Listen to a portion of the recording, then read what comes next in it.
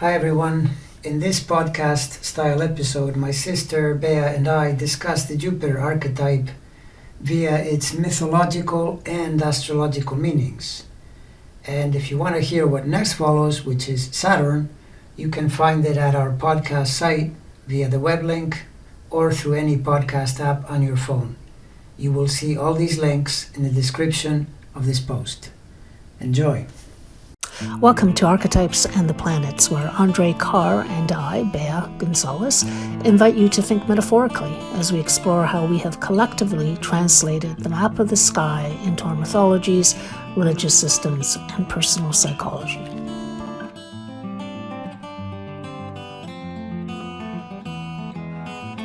So, Andre, today we are going to be speaking about Jupiter, the king of all the planets. It's one of the words that is often associated with Jupiter.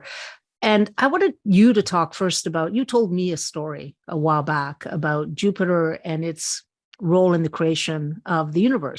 Yes. Okay, Mm-hmm. All right. Yeah, so that goes to the fairly recent scientific modeling. These scientists, whatever else you can say about them, they're incredibly clever at running computer algorithms because now there's also a lot of computing power, which there wasn't, and so forth, if you go back 20 years even. So I believe it's in the last 10, it could be the last 20, but it's definitely in the time mark, it's pretty recent. It's called the Grand Tack Theory. They figured out that in many of these solar systems, such as ours, the big planet, meaning Jupiter, tends to be pulled toward the sun, or the star in that case, and then you get this not really two-planet system, but a star with a big planet just circling around one another, so to speak. However, in this system, it turned out that in the creation of the system itself, Saturn was also created. Saturn is about a third the size of Jupiter. It's not as nearly as big, but it's pretty big. So when Jupiter was falling toward the sun, it interlocked orbits with Saturn, and Saturn pulled it out toward where they are today. This made it possible for there to be a region in the middle where you could have rocky planets and a Goldilocks zone. You still need an area where temperature is such that you get water, so you get life. I mean, even in planet Earth, life is dependent on warm water, basically, not too hot or anything like that. But there's winter, there's summer. There are places where there's very little life, like in Antarctica, but overall, there's a lot of life because of that. So the astronomy, as I understand it, has to relate to the astrology. It makes perfect sense to me. If you separate the two, you're separating systems that, in my mind, should be united. So then you start to look at, well, what do these planets connect to in life? And pretty soon you realize, yes, Saturn and Jupiter appear to be the gateway to the sun in terms of a person looking at their chart and realizing I'm the center. Astrology is geocentric, so I put myself in the center. The sun is another point around me, so it's an optical illusion. It's not correct. That's how astrology works, though. It's not a heliocentric thing. You don't bring, some Middle Ages astronomer who realized the sun was the center. That's a separate idea. Right. For astrology, geocentric. So then you realize the sun is the key. The sun is our being, our purpose, what we want to be and what we want to become. It's all of it. And the two main ministers are Saturn and Jupiter, the contracting force and the expanding force. And so then from there you extrapolate. Mastering those two forces is critical toward your well-being, toward your success, toward your everything. Right? Okay. So in that sense, Jupiter, aside from being the biggest, and Saturn the next biggest, because they are, aside from that, Jupiter is the king, because then you would say, between the two of them, Saturn, in a sense, Saturn's role is to work toward expanding or being Jupiter, because Jupiter is expansion itself. And Jupiter as the king is the idea that you're turning your life into something that is expansive, most especially around consciousness, because as you yourself, I'm sure you know, these planets have like a range, or you could say a two-sided coin. I prefer range because you can be at the really high end and at the super low end and somewhere in between. So Jupiter expands anything. And so, for example, people will expand their waistline by eating too much. That's Jupiter too. Or they spend too much money and then they acquire debt, or they exaggerate, and there are many ways to express exaggerate or expansion. But the true expansion is expansion of consciousness. It's expansion of, you could say, spirit. It's that inner knowing, inner knowledge that then leads to wisdom, that leads to true, awakening, enlightenment, and so forth. It's interesting. There's a lot of things that came out of what you just said. One of them is the notion of what the division between astronomy and astrology. The reason I started with this is that these two were one into the Enlightenment when they separated. So you separated into a mathematical astronomy, and the mythology was basically, denied or went underground because it wasn't respected anymore. And I think what we're trying to do, at least the way I look at it, is to try to re-mythologize the world, right? And the way you re-mythologize is you look at the mythologies that were there since the beginning of time, because we have always looked up at the sky. And so I love that particular story because it shows you that for some weird reason, and the reason I think I'm attracted to astrology is that it gives me a sense that there is meaning, that there is connection in ways that we don't really understand fully, right? And so there seems to be a synchronicity between what's going on up there and what is happening on the story level, on the archetypal level. And I don't know if you noticed recently, there was a report that they've discovered even more moons. I mean, Jupiter seems to be prolific in every sense, including that it seems to create, they keep finding more and more. I think they're up to 92 moons at this moment. I may be wrong on that number, but it's just interesting about what you're discovering now with the James Webb telescope. Those images are amazing, right? You're looking at it all the time. So when I look at, let's look at it from the mythological side. Okay, let me give you the story. There is a misunderstanding around Jupiter, I believe, because Jupiter, of course, is Zeus, and we know that Zeus was the ultimate Greek god, right? He's the Greek god that's going around partnering and raping, and he's so prolific in his mating that you have all these different children and scenarios that come out of his stories. And of course, it depends what versions you read, because there are many. But ultimately, we know that Zeus seems to be associated in some way with possibility. Certainly, that's a big word for Jupiter, right? Possibility. By the way, I was thinking of characters that are out there that are very Jupiterian-like, and I can think of three. Two are classical. One I think people will know more. It's more contemporary. One, of course, is Don Quixote. And if anybody, I mean, I'm not suggesting many people have read a 1600 page or a 1000 page 1600 era novel, but what's interesting about Don Quixote is if you read it, and it was made into a musical that many more people may know, which is called Man of La Mancha. But what's interesting about it is he's always going out there converting whatever he sees into something else, right? So he sees some ladies of the night, and he suddenly converts them into these beautiful women that are, ladies of a different class.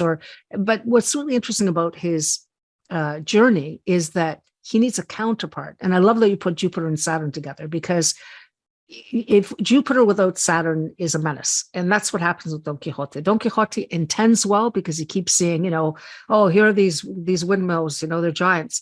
But invariably, people get hurt because he's mythologizing the world to such an extent that he doesn't see reality, which is a word I think you and I would both apply to Saturn, not Jupiter, right? So here's one character. The other one that some people may know is Falstaff in Shakespeare, because he's a bon vivant, right? He eats, he drinks. He's just this really big Jupiterian. Laughter, because I think laughter and humor is very much associated with Jupiter.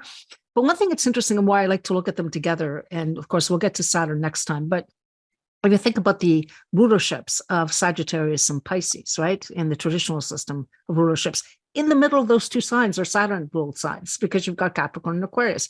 So you could almost say that you need some belief structure to get you through the dark winter that is represented by the Saturn months, right? The Capricorn and the Aquarius. And then it finishes with faith, because Jupiter as the rulership in Pisces is feminine yin, much more internalized. It's possibility, but internal possibility. I must say, to get back to that word, which I do think is a big Jupiter word, that the character that is carrying that for us today is Ted Lasso. I don't know if people have seen Ted Lasso, but what is the big word that he has? Belief, right? It's always belief. And he's a very kind of Jupiterian character. Everything is possible. Everything is, the imagination is very strong. But it's really that faith that things will somehow work out, no matter the demons. So Just with the mythological side, Zeus is the chief god. He is the god that is the most prominent in the whole pantheon. He like I said, he sees if you look at it, if you look at these myths and you look at them literally, you're in trouble. It's like if you look at the Bible literally, you're going to get one translation or one interpretation. If you look at it mythologically or metaphorically, when I think of Zeus, I think of he just sees possibilities. So of course you're going to mate because they're creative ventures. It's creativity, right? So Zeus, and I know because Jupiter in our family is a very big thing. So we all know a lot about Jupiter. Jupiter is able to see something and see the inherent possibilities, the inherent future in something that is still in its kind of baby form or inchoate form, right? So that's the way I look at Jupiter. I don't know if that resonates at all with your view of it, but. No, it does. It totally does. Although both, you could say, Jupiter and Saturn both are probably more future-based in that Jupiter is envisioning something that is possible, something good, something expansive, something fun, and Saturn is realizing what it'll take to get there, what the journey entails, and typically, if it's true, valuable, deep expansion, it'll involve work. Because, of course, if you said, I can have a lot of fun vacationing, just having a good time, that doesn't require Saturn in a way. Saturn is the notion that you might envision some journey that would enrich your understanding of things, and potentially you could pass it on to others later in some form. That'll require time. And so Saturn is involved in that as well. And, Saturn rules time. So once a planet rules time, then it's inevitable.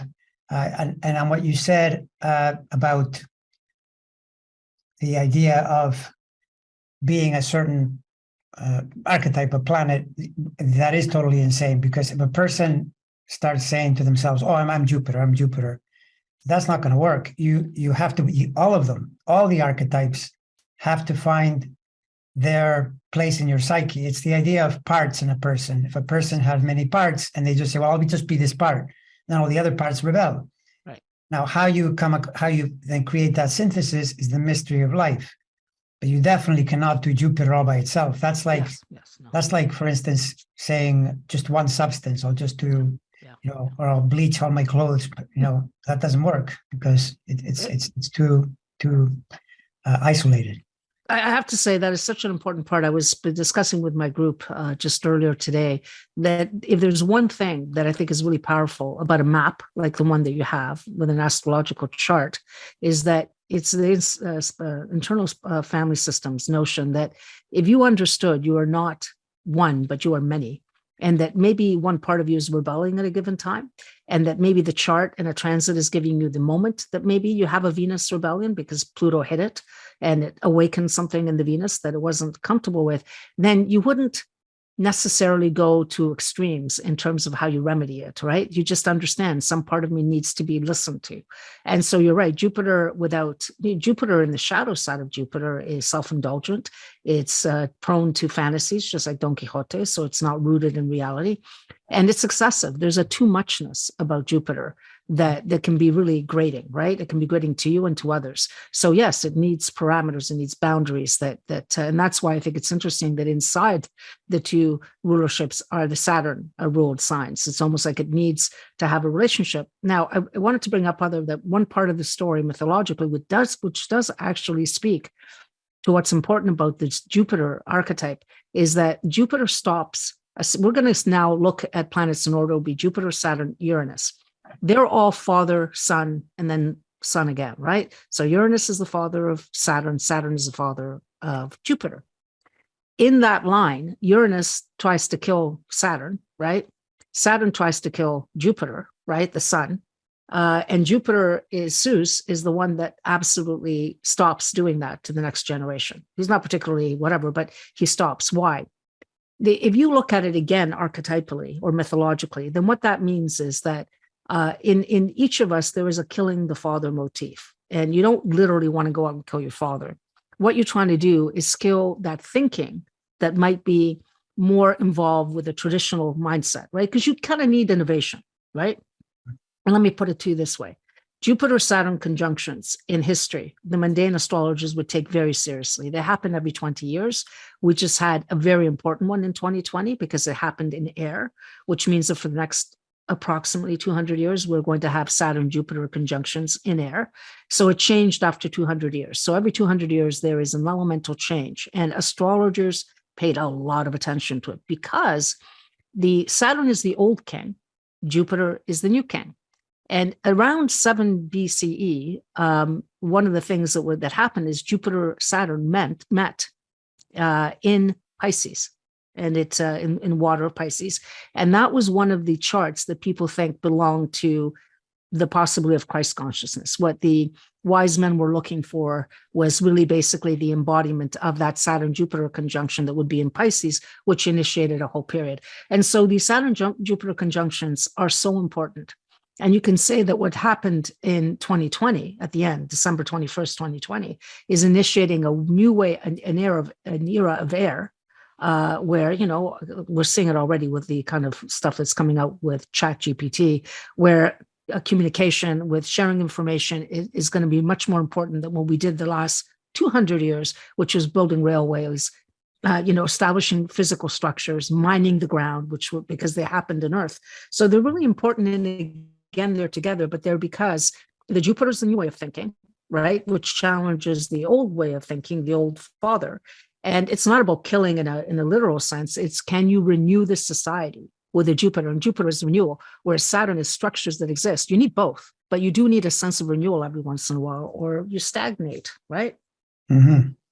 Yes, I'm in full agreement with that. Absolutely, because there's no question that the Saturn force is an established structure, so it's always some form of status quo.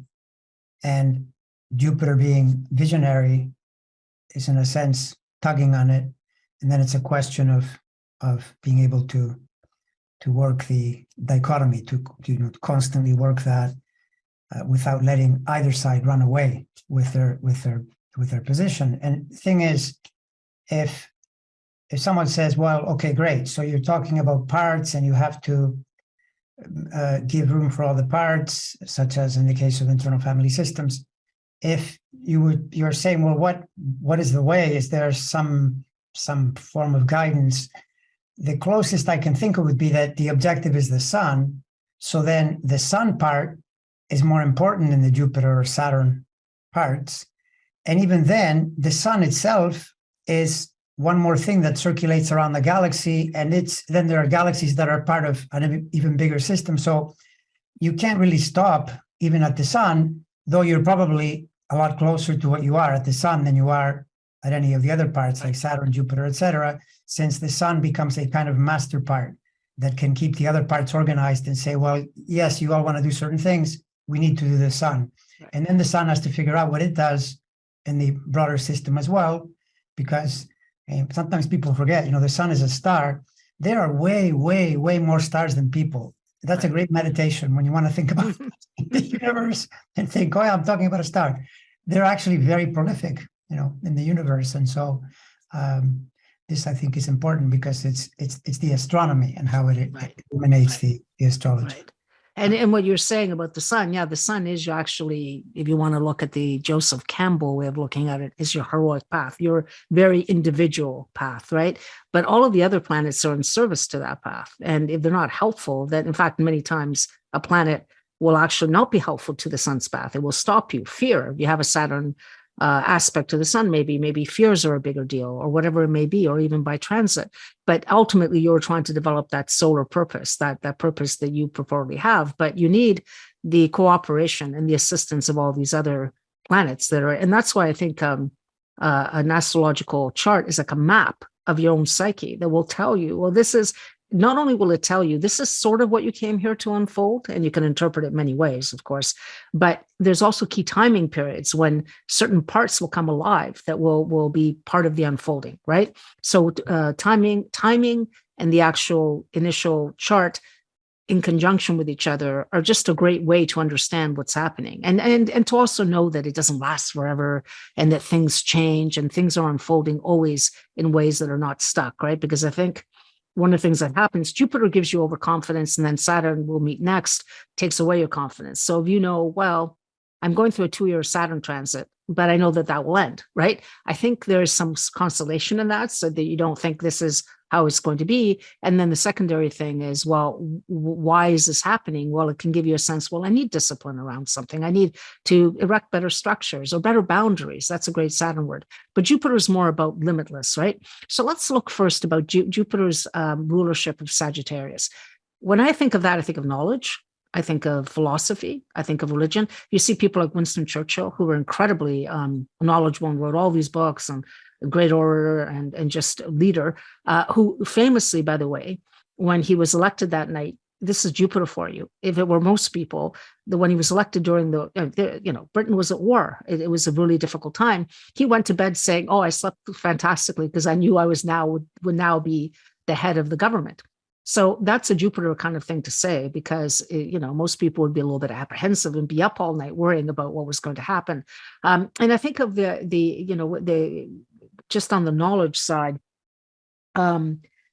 people that have strong kind of Sagittarius planets are, because again, Jupiter is involved, tend to look at whatever art form they're doing and they push it to the limits. Beethoven, Stephen Arroyo in his book mentions, was one of them. It's almost like the possibilities are so great that you push things to levels that were not there before. And in a way, you exhaust what that could produce at the end of it. So that's one of them. The other one that I think comes up is Sagittarius and how much it shows up in people who are involved in religious systems. Like I think of Rajneesh, Sagittarian Sun, Billy Graham, Sagittarian Moon, Ron Hubbard, also was Sagittarius strong. He's, of course, the force behind Scientology. And I think he had Sagittarius ascendant. Krishnamurti, also the founder of Est in California, and Alan Watts, that a lot of people know. So there seems to be an association with faith, literally, in the sense that these people are teachers of faith, of belief systems. Can you think of anybody else that I've missed? I mean, these are all Arroyo identified, but can you think of anybody else? Pope Francis. Yeah. I forgot. Yes. It's interesting about Pope Francis, by the way. Richard Rohr. I don't know if you know Richard Rohr. I absolutely love his writings. He's actually a Franciscan priest who really has brought a lot more people back to Christianity because he has a sort of Jungian bent. It's just fabulous. It's just a beautiful soul. And he had an audience with Pope Francis, and he comments on just how refreshing it's been for him. He's almost 80, having been in the church and finally found the Pope that he could actually like, because all the previous popes, because he is so much more progressive. If you think about a lot of what Francis came from, part of it was that he was really involved in helping the poor and where he came from. Now, of course, there's going to be many, many opinions, but he has a philosophy that seems much more expansive than you would have had in previous popes. So it's interesting. I forgot all about him, but he actually fits that archetype perfectly well. And he's the Pope, right? So you can get a higher level than that. Absolutely. Yeah. It's Sagittarius and Jupiter, for sure, the codifying of a system, the idea of a system of thought, like the law is Jupiterian, even though it gets applied through Saturn, and a lot of the laws, restrictions, things you can't do, things that are allowed, disallowed, etc. Still, it's Jupiterian. That's the idea that it's the overarching vision of a society. So then it naturally, yes, aligns with religion, churches, although they go into Pisces too. Those two signs, yes, Sagittarius and Pisces, whole Jupiter thing, and finding belief, faith, which if you think about, it's really finding your optimistic spirit, which is what Jupiter is, which is what Churchill was doing. He was saying, hey, things are looking pretty bad here, but we're going to win this. Don't worry. We're going to figure out a way to do this. It's going to happen. If the leader is saying, oh, I don't know, I think we're going to lose, well, obviously that's not going to be good, because the people look to their leader. So this is the Jupiterian spirit. And you could say that if you're looking for some kind of overarching philosophy, it makes perfect sense to choose an optimistic philosophy. Why would you choose anything other than that? Sure. And if you think about it, the entire New Age, armament, anything you can think of, positive thinking, gratitude practices, all of that is Jupiter. Jupiter meaning think positive. Turns out, by the way, and this is another interesting thing, that if you, instead of being as religious, if you stop and you think more practically, more in a more modern way, perhaps more scientifically, the idea of being positive, it's not because there's a creator that cares whether you're positive or not. That's not the issue. The issue is that it turns out that's how your brain is wired, that if you put your mind on something positive, positive things happen. For you, most especially, because you're the one that has that mind, so you can feel better. But it has all kinds of cascading effects that happen from there. Your creativity, what happens in your life, all kinds of things come from there. So then, of course, people can say, well, that's really difficult too. That's where Saturn comes in and says, well, you got to train it. I mean, obviously, if you have Saturn squares and oppositions, you'll even resist the idea and think, no, I need to be realistic and be negative. Yeah. Well, I mean, three things that just came up. So the law, I think, is practitioners of the law will tell you that it's based on philosophy, and philosophy is a Jupiter word, right? It's a Sag word. So that's one thing that I think why it connects. In terms of religious experience, when I look at Pisces, so the Jupiter in Pisces is a night kind of expression. It's a yin, feminine. I look more at the mystical side of it's more of an interiorized experience. So you get a lot of mystics that are Piscean, as opposed to, so I think more of the mystics like Santa Teresa de Jesus, et cetera, would be, although I think she might have been a Sag. But anyway, the point is that you would get the Jupiter kind of idea as an internal representation. In terms of positive, I mean, the thing for me about that is that I think more in the terms of the Stoic way of looking at it, which is positive is an acceptance of what your fate is. Because you can think positively until the cows come home, right? But you can't change certain things that happen to you.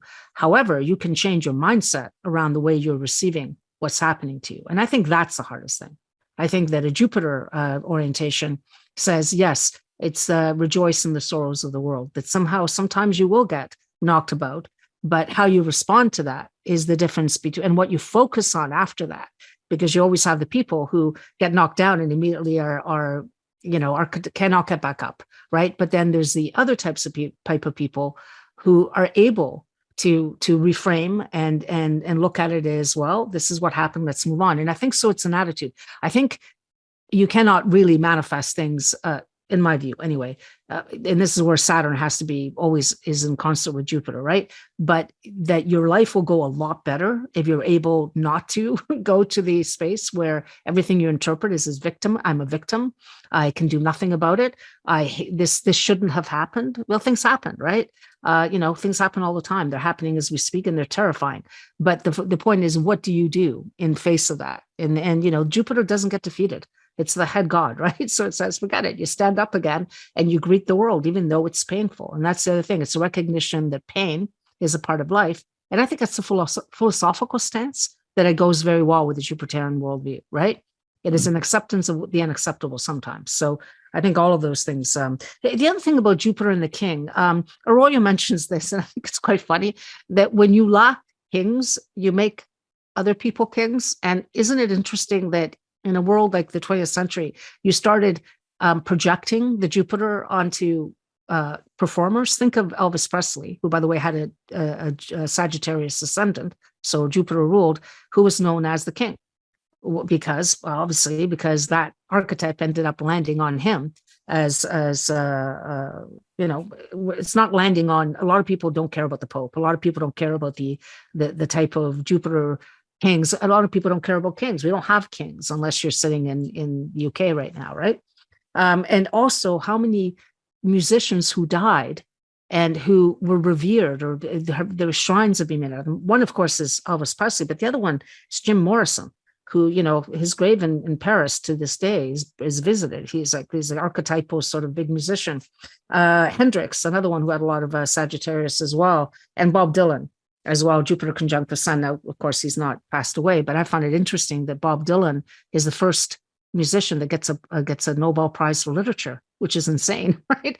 So it's almost like, okay, let's take this Jupiter king archetype, this archetype of this powerful being, and now we're projecting it onto different characters, and the comedian, by the way, is one that often gets that Jupiter, because one thing we're not really talking about is how Jupiter's funny, right? They see the humor in things. It's not a lot of comedians will have very strong Jupiter type of because to be able to engage with the world in a way that and translate the world in a way that makes it palatable, sometimes humor is the best way to do that. It's the court jester who points out that the king is wearing no clothes. Yeah, that's exactly right. Yeah, it's like laughter is the default easiest way to feel good, even if it's for a few minutes. So yes, it's absolutely Jupiterian. The clown is Jupiterian on some level. It's funny. It's funny. That's the thing about Sagittarius, that Sagittarius energy. Sometimes a Sagittarius will think of something that is funny, but it's not appropriate to the situation. Hence, foot in the mouth. You shouldn't have said that. That's insensitive. And it's a fire sign. Jupiter, in the end, it's fire and water. In Pisces, You're right. It's a lot more internalized. It's a minus sign. The idea of receptivity versus Sagittarius is more outward bound. So you get the evangelists and the teachers, people that are putting out energy, which may or may not be as grounded in that really deep internal place. And yet it's still Jupiter. It's just two different forms of the same thing. It's just that the idea would be that Jupiter is itself a mind planet. Mercury is collecting data. Jupiter understands what the data means, comprehends it. So then part of the comprehension, for example, could be when the mind begins to understand that excessive dwelling on any negative emotion is not helpful. Of course, you can't stop grief. You can't stop things from happening. However, you can become more and more skillful at working with it, channeling it through your system, so you don't become a permanent victim. So you say to a person, "Oh, this happened to me 10 years ago and I never recovered." That means that you likely are dwelling on Saturn too much. The Jupiter would have told you, "Okay, enough. You can let this go now. It's life. We live here. Yeah. Everybody is participating in this, and suffering is part of life." I mean, absolutely. It's constant change. One of the things we've done with the other planets, which I think applies here, is that you look at the polarity. So both Jupiter in Pisces and Jupiter in Sagittarius, their opposites are Mercury ruled signs. One obviously is Gemini, and one is Virgo. And if you think about the difference between Mercury, to me anyway, let's see what you think, and Sag, Mercury ruled sign, they're all mutables, by the way. So they grabbed all the mutable signs, so the changeable kind of signs. But what's interesting is, for me, Gemini and Virgo have the quality of being able to really bring the details out, right? It's a little bit like the Jupiter sees the big picture, and Mercury comes in and says, "Yeah, but you're missing the details, the facts, the little pieces that you need to make the whole." If you're very Mercury, Virgo, Gemini oriented, you tend to have a very constrained vision, in my view. You're very good at the counting the numbers and doing it, but you don't really have an expansive, vision of what things look like in a larger context. Conversely, if you are very Jupiterian, the shadow side is you sometimes miss key data points that you actually need. Now, and you see this, don't you? People who are like, "Oh yeah, this is the big thing," but they're not really paying attention to the very things that can trip up whatever it is their vision involves. And so I think one of the tricky things for me anyway with it is to always be aware that the opposite exists. And so that if I'm seeing the big picture, and I'm a big picture type person, so I suffer from this, is to slow down and say, okay, what actually are the component parts? Should I be looking at these parts? Because if I'm just looking at the whole, you may be missing something. Does that make sense to you? It does, yeah, because it's a constant dichotomy or polarity. The parts illuminate the whole, then you're in a whole vision, then you add distinctions by tuning into the potential parts. And this is in the scientism, in that universe, Einstein was a Sagittarius moon out of bounds. So he understood the macro, the big picture. He was really good at at seeing the big patterns in the universe. He had a lot of trouble with quantum mechanics, the details, that wasn't his thing. For that, you need a Gemini mind that then studies atoms and studies quantum energies and things like that. It's the idea of the particle theory of light and the wave theory of light, but they're both. This is the thing, that there's no either or. It's true, and the other thing is true as well.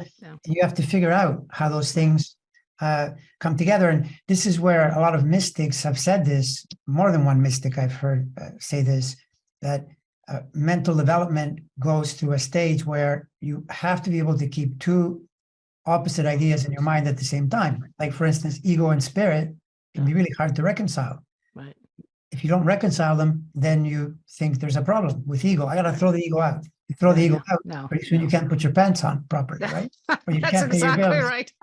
That's exactly right. In the Jungian world, he always repeated, it's not either or, it's both and. And to move from the either or to the both and world requires a great degree of maturity, because it requires that you live with paradox and understand that things are not as clear cut, and that there are many things that can coexist, and you have to somehow fit that in, right?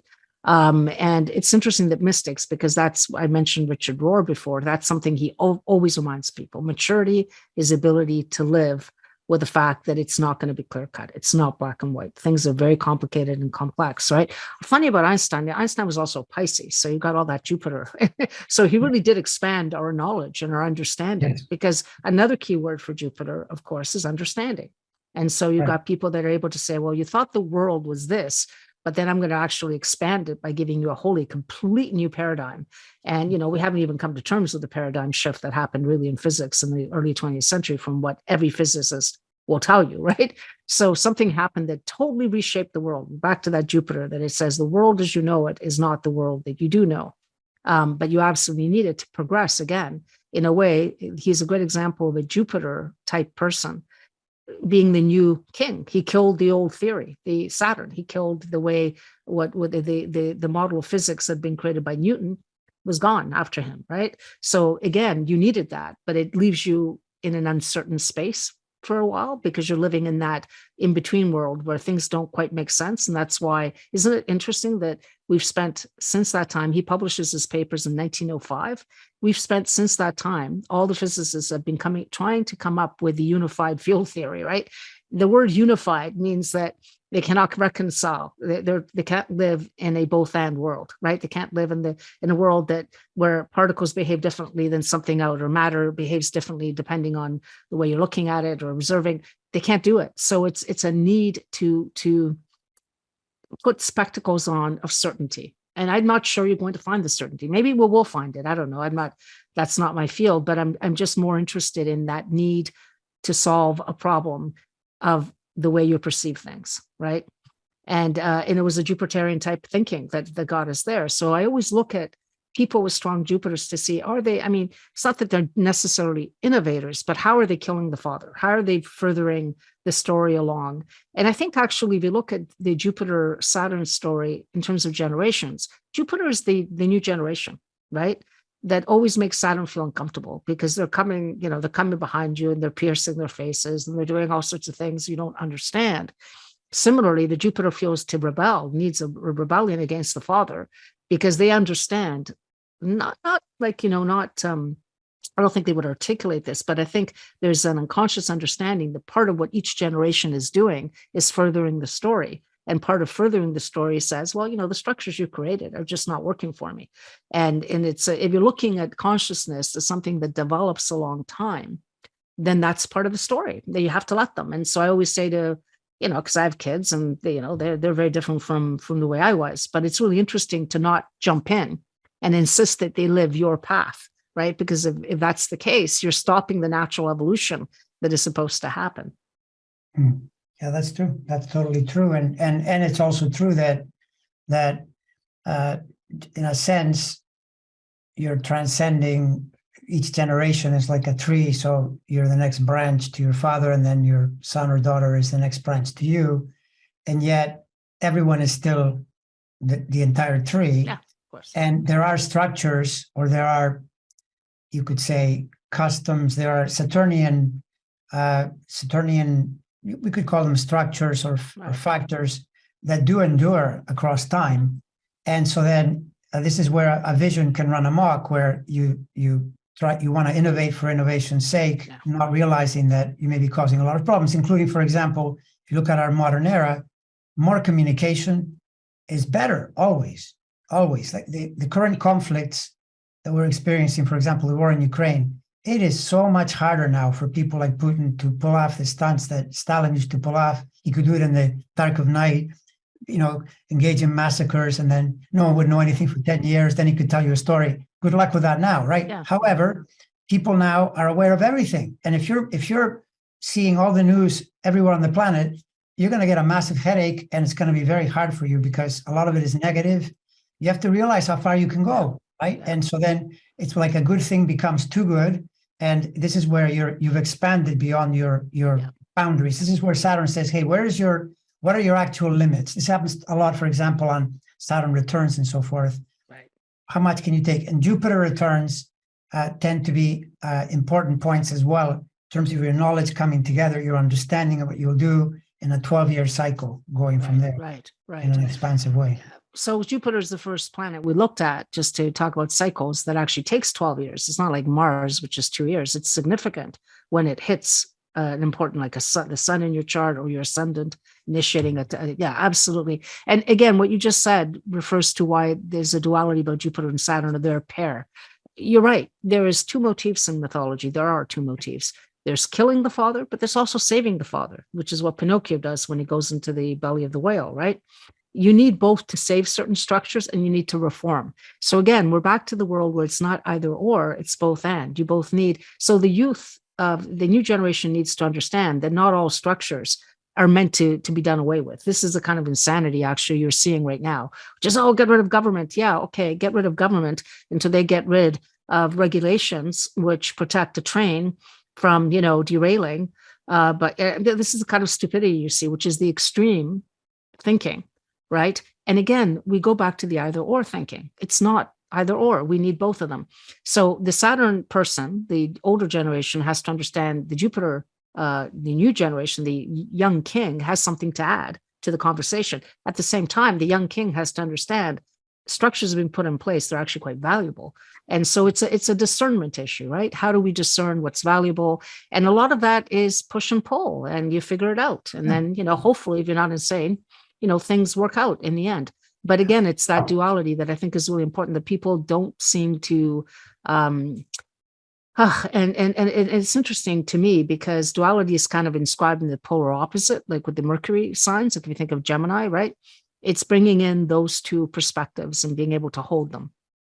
Anyway, so next time we're going to be looking at the other side and maybe doing more of a deep dive into Saturn. I should say before we go, Jupiter was known as the Great Benefic, which is why I think everybody loves a Jupiter transit, right? Everybody waits for those Jupiter transits because and it joys in the 11th house, according to the traditional, the Hellenistic astrologers. So the 11th house has a kind of a Jupiter type flavor, right? Possibility is there and connection with others and whatever. The thing is, you wait for the Jupiter transit, but in my experience of those transits, they sometimes lead you to excessive behavior that isn't actually quite helpful. So again, even with Jupiter, which is such a bountiful benefic, it has a shadow side. And I think what I'd like to talk about next time is how Saturn, which is called the Great Malefic, everybody fears Saturn, and yet some of our best work is done under a Saturn transit. So maybe like the malefic, the benefic, that we have to again balance the good and the bad, the shadow and the thing that's in the light. And I think that's harder for Saturn. So it'll be an interesting discussion because with Jupiter, I think there is always the feeling that, this is all going to be great until it isn't, until you kind of overstep, you put your foot in your mouth, you drink too much, you do something that basically crosses a boundary that isn't helpful to you. So next time we'll go into the darker realms. The thing with Saturn, though, that this is the thing that if you're looking at Jupiter transits, if you do astrology long enough, you can see how, yes, when Jupiter is in a certain place, you feel better. The return, though, is based on your Saturn because, think about it. If a person, for example, gets a degree or does something, they've spent time working and stuff, that is Saturn. And then the result can be some opportunity that shows up where you can manifest that through Jupiter. Otherwise, yes, Jupiter will feel pretty good, but it means your life is going along a kind of plateau. It's not really rising. For that, Saturn is necessary. So they're working together all the time. And this is the logic of Saturn helping Jupiter express its best energy, and the two of them working together. If not, yes, of course, Jupiter goes by, you'll feel better. What does that mean? Does that mean you're basically not conflicted for a whole year and then you go back to your conflicts? That's not going to be helpful in the longer term. Right. So, yeah. All right. Well, next time we'll take on the big malefic. All right. Okay. Absolutely. Thanks for listening today. If you want to hear more about all of this, go to YouTube, where you will find Andre's channel called Astrology Alert. He posts videos there almost daily. He also teaches classes through his Patreon account. You can find me at sophiacycles.com. If you want to support my work, I've recently released a new novel called Invocation, which you may find of interest. Go to my website to see a book trailer about it. It's available in all fine bookstores, including Amazon and Barnes & Noble. Finally, if you like this podcast, please rate it and leave a review so that others will find it as well.